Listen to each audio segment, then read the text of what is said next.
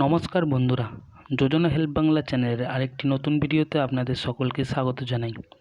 SSC scam আমরা সকলেই জানি যে ৭,০০০ শিক্ষক তাদের কি ভবিষ্যৎ তা রয়েছে সুপ্রিম কোর্টের হাতে।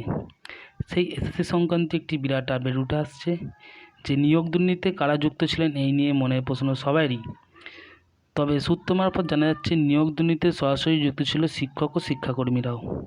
৩৭ জনের নাম প্রকাশ্যে আনলো সিবিআই। চলুন এই সংক্রান্ত বিস্তারিত জেনে নেব আজকের এই ভিডিও থেকে।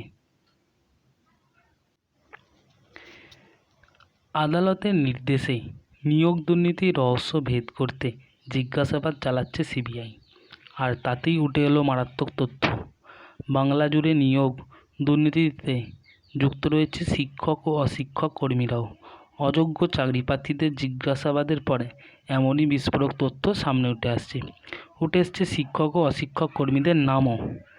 এসএসসি 2016 সালে গোটা প্যানেল বাতিল করেছিল কলকাতা হাইকোর্ট। যেই রায়কে চ্যালেঞ্জ জানিয়ে সুপ্রিম কোর্টে গিয়েছিল রাজ্য এসএসসি মধ্যশিক্ষা পর্ষদ। সর্বোচ্চ আদালত এসএসসি চাকরি বাতিল মামলার রায়ে স্থগিতাদেশ দিল সিবিআইকে তদন্ত প্রক্রিয়া জারি রাখার নির্দেশ দিয়েছিল। সুপ্রিম নির্দেশই অযোগ্য শিক্ষকদের চিহ্নিত করতে তদন্ত চালাচ্ছে সিবিআই সূত্রে খবর, অযোগ্য চাকরি প্রার্থীদের জিজ্ঞাসাবাদ করে মোট ৩৭ জনের নাম সামনে এসছে, যার মধ্যে 11 জন রাজ্যের বিভিন্ন স্কুলে কর্মরত শিক্ষক ও 2 জন অশিক্ষক কর্মীর নাম রয়েছে।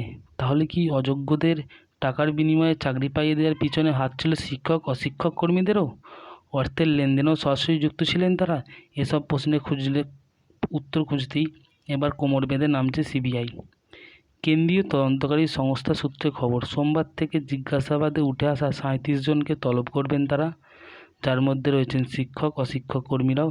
ইতিমধ্যেই এসএসসি 2016 সালে ২৫০০-এর বেশি অযোগ্য চাকরি প্রাপককে চিহ্নিত করা কাজ শেষ করেছে সিবিআই। অধিকাংশেরই জিজ্ঞাসাবাদ শেষ হয়েছে। সিবিআইয়ের দাবি, তদন্তে নেমে গোটা রাজ্যে 30 থেকে 35 জন নতুন এজেন্টের নাম সামনে এসছে, যার মধ্যে 3-4 জন যথেষ্ট প্রভাবশালী রয়েছেন। প্রসঙ্গত, গত এপ্রিল মাসে কলকাতার হাইকোর্টের রায় বাতিল হয় এসএসসি 2016 সালে গোটা প্যানেল। নিয়োগ দুর্নীতির অভিযোগে নজিরবিহীন রায় দেয় কলকাতা হাইকোর্টের ডিভিশন বেঞ্চ। এক ধাক্কায় চাকরি 25,753 জনের। হাইকোর্টের রায় বিরোধিতা করে সুপ্রিম কোর্টের দ্বারস্থ হয়েছিল রাজ্য।